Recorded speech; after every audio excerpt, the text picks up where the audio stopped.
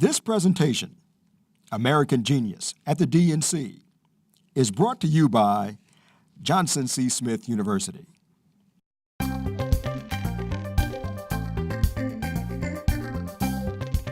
This is American Genius at the DNC. I'm Cheryl Butler Brayboy. And I'm Matt DeForest. Coming up, we'll be hearing from some of North Carolina's great political geniuses. They will share their wisdom and a few secrets about leadership for the 21st century.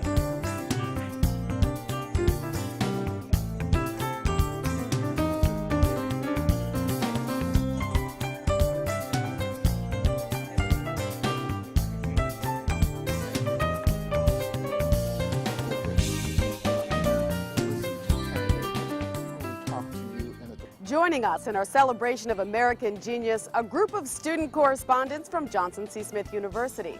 Our first genius, Charlotte Mayor Anthony Foxx. Mayor Anthony Foxx was elected to office in 2009 as the youngest mayor in Charlotte's history.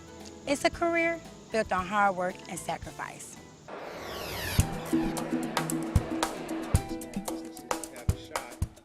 I'm Anthony Foxx, Mayor of the City of Charlotte. My mom was a single mom, and I was raised for many years with my grandparents, and I just learned early on how much it matters to have a caring adult around a young person. I also had to work extremely hard in school to try to do well. Things didn't always come as easily to me, so I spent probably 3 hours for every hour some of my classmates did on studies. But that was the kind of work ethic that I grew up with and believed that if I worked hard enough, I'd be able to achieve.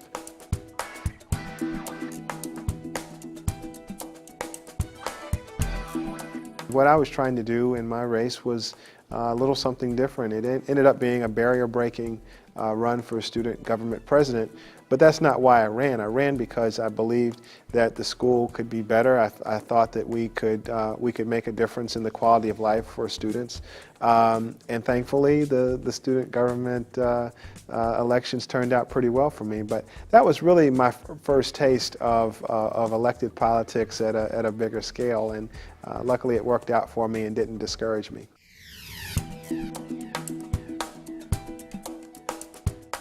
I think some of the accomplishments that I'm proudest of are taking something like the Youth Employment Program, which in some years it had only 48 kids in it, and growing that program over the last 3 years to one in which 3,200 youth experiences happen this year. That's the kind of commitment that I try to make to our young people.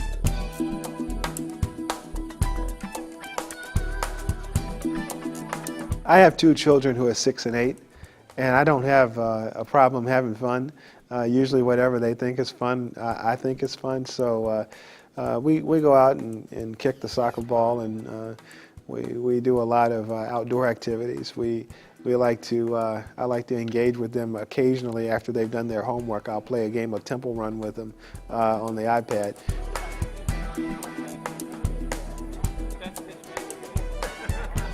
Leadership is one of those things where you're constantly trying to avoid bad things happening and to do as much good as you can. And I feel like my ability to think deeply about the long-term challenges and to propose ways for us to deal with them is a strength.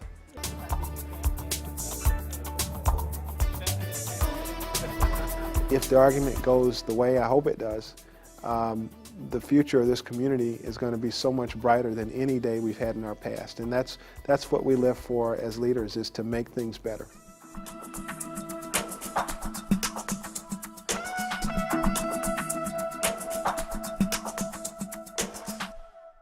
Our next American genius have been serving the people of North Carolina for 20 years in the U.S. Congress. Representative Mel Watt is a Yale-educated lawyer with a penchant for helping people of all walks of life.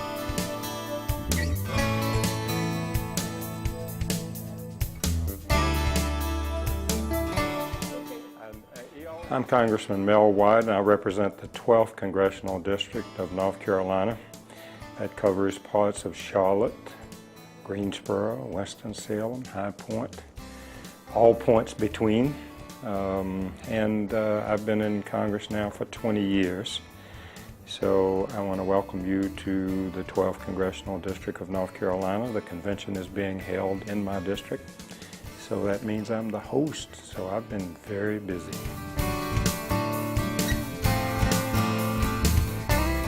I think that turning point came when I was in the 9th grade and a teacher, a science teacher, as I recall, looked at me and said, you know, you question everything that anybody says. You must be planning to be a lawyer.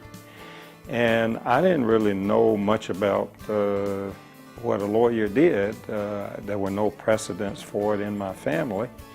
But it sounded good, and adults were always asking me, what are you going to be when you grow up? What are you going to do when you grow up? So it became a convenient answer for me. I could answer their question, I want to be a lawyer.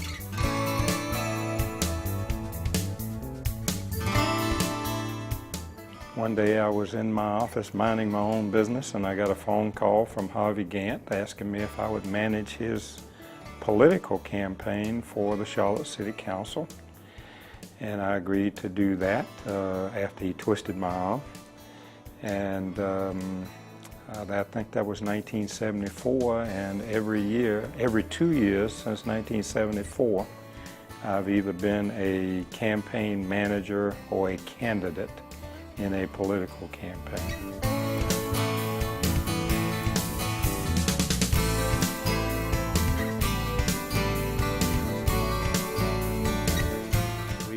Accept cases for people, and we try to problem solve for them and run interference between them and their federal government and get them the benefits that they are due from their federal government, whether it's legislative or checks or passports or whatever.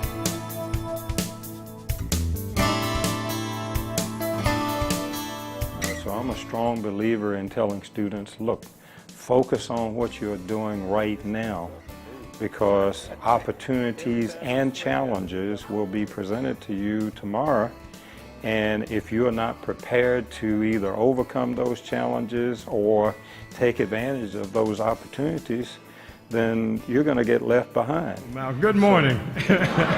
I told Malcolm I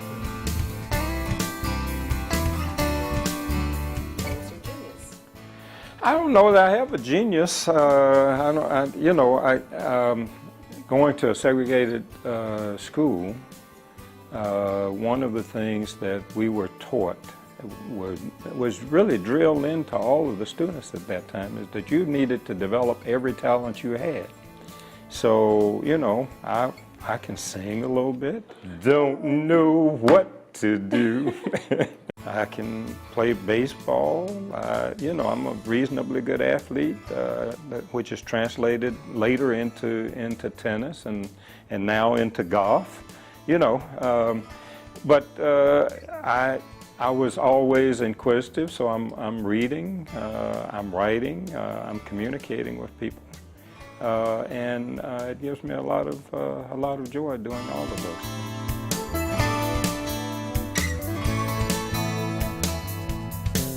I think it's the same vision that the Founding Fathers had. They didn't necessarily have us in mind when they articulated it, but when they said, we hold these truths to be self-evident, that all men, they weren't talking about women, but now we say all men and women are created equal, right?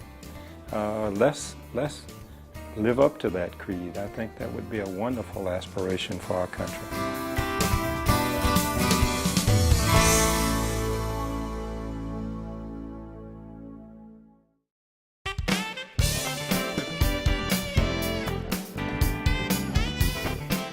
Judge Tai Hammonds was appointed to District Court bench in 2009 by Governor Beverly Perdue. Now she renders some tough decisions in the name of justice.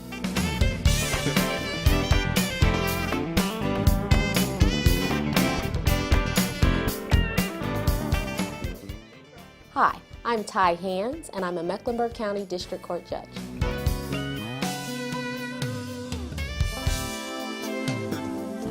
I really didn't know what I wanted to do. So in college, I kind of tried out a number of different things. I was an engineering major, I was an English major, and my guidance counselor gave me the idea of law.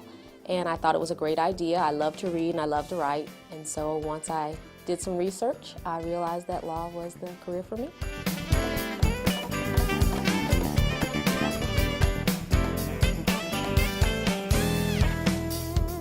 One of the district court judges, who's a mentor of mine, Judge Ricky McCoy Mitchell, she asked me if I had ever considered being a judge. And when she asked me, I was thinking, me? And while I knew that that was something I wanted, I certainly didn't know it would come to me this early, this young. And I said absolutely, and I jumped at the challenge.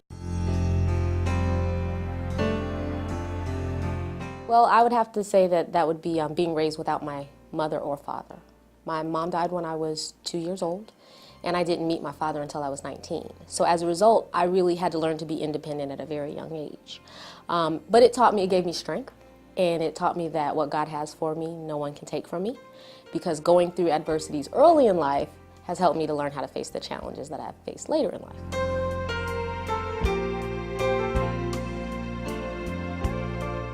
Because I didn't have my biological parents growing up or any brothers or sisters, I always had the dream of a family, my own family, and now I have that, and I am so blessed to have my babies. And so although I love being a judge and I love my career, everyone who knows me knows that my family comes first, and it is such a blessing and an honor to be the mother to my children and the wife to my husband.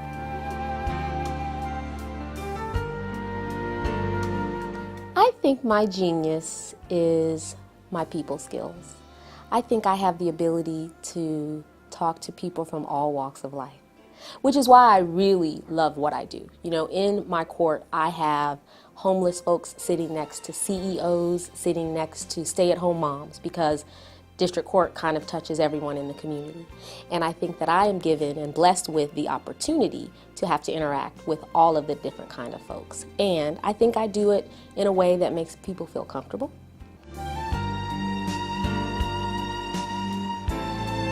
Sometimes life throws you curveballs, and the question is, what are you going to do? Are you going to strike out, or are you going to knock it out of the park?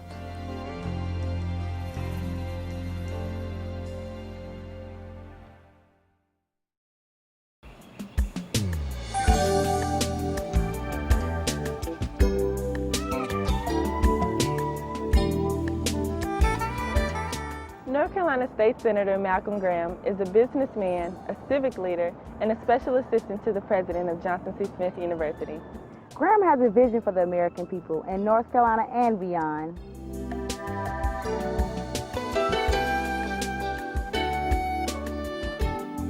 Hello, my name is Senator Malcolm Graham, and I represent the 40th Senatorial District in North Carolina, and I'm also Special Assistant to the President for Community Engagement and Government Affairs at Johnson C. Smith University.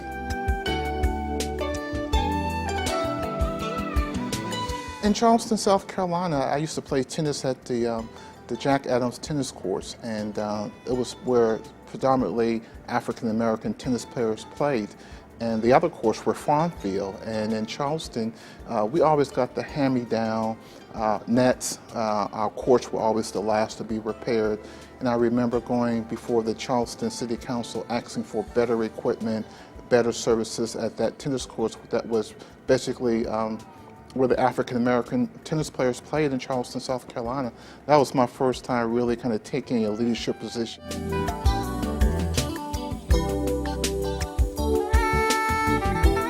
From an early age, I've always had an interest in public policy and politics, and then I came to Johnson C. Smith University and majored in political science with the goal of one day having an opportunity to run for Congress. I've always wanted a career in public service.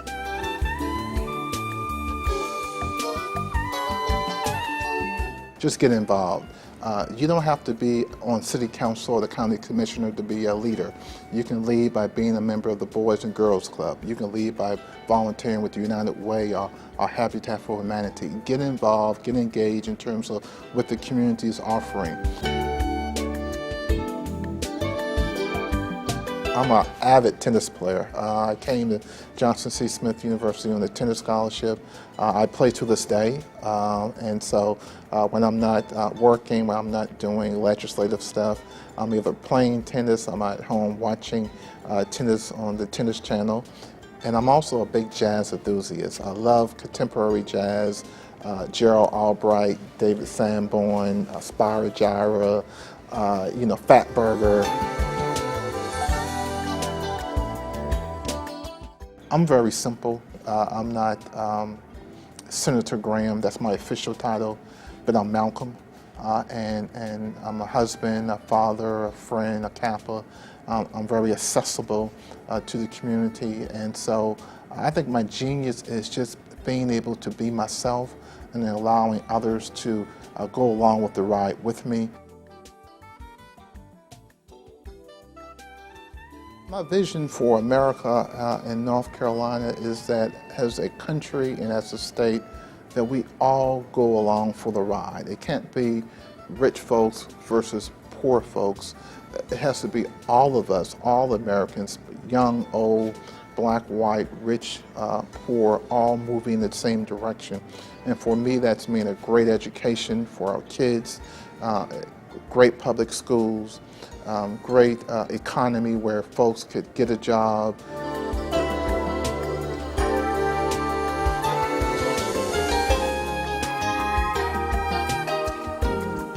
We hope you learned a little something about our political leaders and their civic contributions. Thanks for joining us for American Genius at the DNC, brought to you by Johnson C. Smith University.